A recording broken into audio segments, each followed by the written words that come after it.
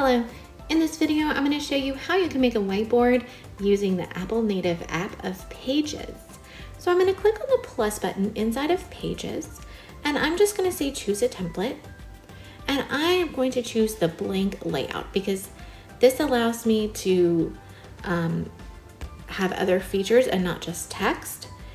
So I'm going to click on what we call the media mountain, so the image icon, and then I'm going to say drawing. And so now it pulls up my drawing tools. If I've got one of those Apple pens or styluses, I can then select my pen tool and I can select my color, and I have other colors that I can choose from as well. So let's just go ahead with this green. And now I can write and have a whiteboard. And so once you're done writing, you're just going to go ahead and click done in the top left corner, and then there is your writing from the whiteboard.